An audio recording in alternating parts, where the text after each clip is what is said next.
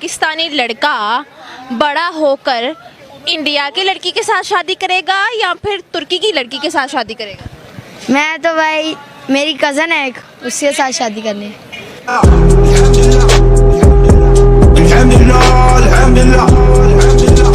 नमस्कार दोस्तों, आपका स्वागत है मेरे YouTube channel Pakistani media all India latest news में।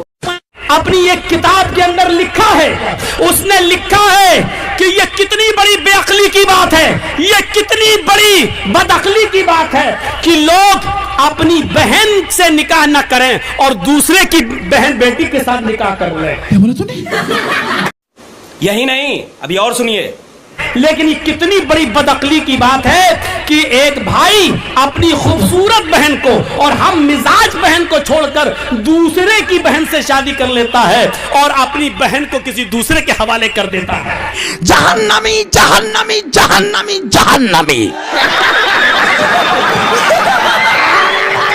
मुसलमान ने, मशहूर शख्सियत ने कज़न से शादी की है तो हिंदुओं ने बड़े नेगेटिव कमेंट्स किए कि बहनों से शादी कर लेते हैं ये मोसले। और नहीं तो क्या। ए नबी, आपकी फूफी की बेटियां भी हलाल, आपके लिए चचा की बेटियां भी हलाल, आपके लिए खाला की बेटियां भी, और आपके लिए मामू की बेटियां भी क्या है?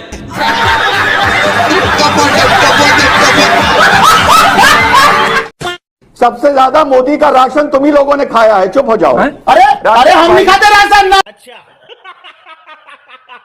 मुगलों के आगे तो मुगलों की तलवार से ढल के तुमने कलमा पढ़ा था, चुप हो जाओ।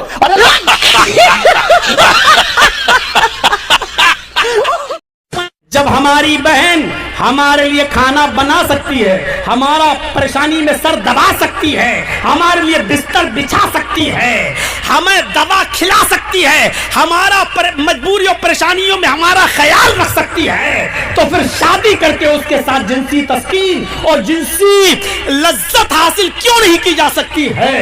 ये कोई रंडी गाना है। और नहीं तो क्या। क्या बोला तूने?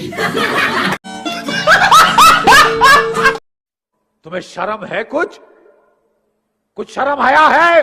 नहीं। अकल कहती है कि अपनी बहन से खुद निकाह कर लो। के अंदर ठोकूंगा, मैं दाखिल करूंगा, ऐसा किला अंदर करूंगा कि वो चीखेगा, फिर आप चीखेंगे, तड़पेंगे। अभी तो मैंने आधा किला अंदर किया है, मैंने पूरा किला अंदर करना है और फिर आप तड़पेंगे, तड़प रहे हैं। माँ खराब हो जाएगा, मैं माँ अम्मा बहन पे आ जाऊंगा, मैं इनकी अम्मा बहन पे आ जाऊंगा।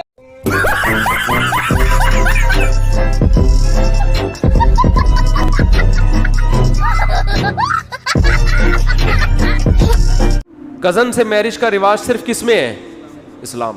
तुम्हें कब से क्या? तो जैसे आप कह रही है कि मेरे पेट में जो बच्चा है ये मेरे भाई का है, आप कैसे कह सकती हो?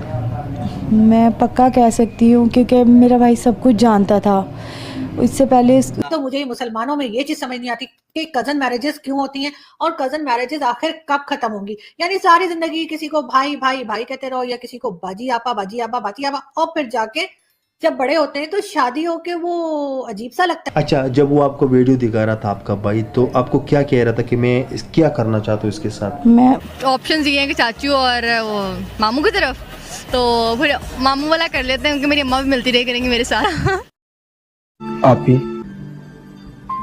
आप रुखसत होकर मेरे पास आ गई हैं।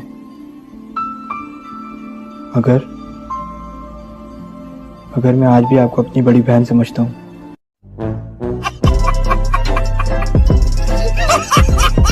मैं अपनी तलाक दी हुई बीवी से दोबारा शादी करना चाहता हूँ। दोबारा शादी हलाला के बगैर नहीं हो सकती। नीलोफर से दोबारा शादी करने का एक ही तरीका है, शरअ मोहम्मदी और इस्लामी कानून के मुताबिक नीलोफर पहले किसी दूसरे आदमी के साथ शादी करे और उसके साथ बाकायदा बीवी बनकर रात गुजारे, और अगर उसका दूसरा खाविंद अपनी मर्जी से उसको तलाक दे दे और नीलोफर इद्दत की मुद्दत गुजार ले, तो फिर तुम अपनी पहली बीवी के साथ दोबारा निकाह कर सकते हो।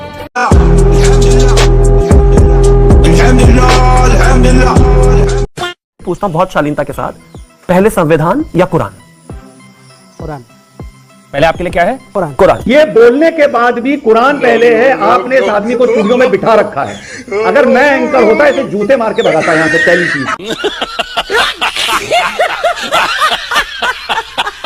जैसा कि दोस्तों मैंने आपसे कहा था कि मैं वीडियो के अंत में बताऊंगा कि मोदी जी ने मुसलमानों के लिए क्या किया है, तो सुनिए जी अगाड़ी। 1947 से लेकर 2016 तक 50% मुस्लिमों के घर बिजली के कनेक्शन थे, जो 2019 तक सिर्फ 3 साल में 92% हो गए, यानी कि 36% मुस्लिमों को लाइट कनेक्शन सिर्फ 3 सालों के अंदर मिले। अब आ जाओ बैंक खाते पर। 2016 तक 66% मुस्लिम के बैंक खाते थी, जो 2019 तक 92% हो गए। अब करते हैं सरकारी नौकरी की बात, यानी कि गवर्नमेंट जॉब की। 2014 तक कुल 4.5% मुस्लिम गवर्नमेंट जॉब में थे, जो 2023 तक 10.5% हो चुके हैं। अब बात करते हैं स्किल इंडिया स्कीम की, जिसमें 33% मुस्लिम को स्किल किया गया है। PMEGP स्कीम के तहत 70% मुस्लिमों को बिजनेस सेट करने में मदद मिली, 70% मुस्लिमों को। अब चलो थोड़ी शिक्षा पे बात कर लेते हैं। 2014 तक 69% मुस्लिम शिक्षित थे, जो 2019 तक 74% हो गए। अब बात करते हैं मुस्लिम लड़कियों की एजुकेशन पे। 2014 तक 65% मुस्लिम लड़कियां एजुकेशन लेती थी, जो बढ़कर अब 74% हो गई है।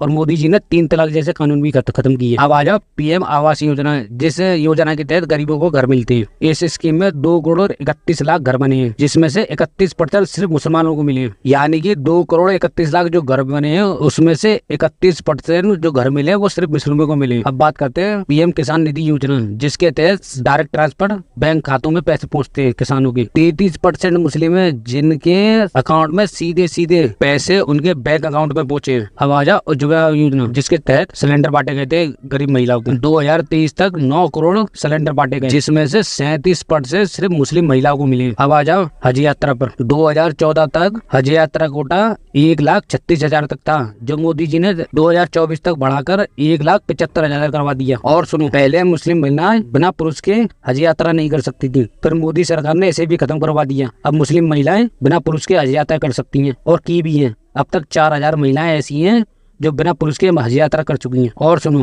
पहले हज यात्रा पर जो GST 18% थी, जो मोदी सरकार ने हटा के सिर्फ 5% कर दी, जिससे हवाई जहाज का किराया कम हो सके। दोस्तों आंकड़े और भी हैं, इसके लिए मैं एक पूरी वीडियो बनाऊंगा। तो दोस्तों अब आप खुद ही डिसाइड कीजिए कि मोदी जी मुस्लिम विरोधी है या नहीं। तो फिर मिलते हैं नेक्स्ट वीडियो में, जब तक के लिए जय हिंद।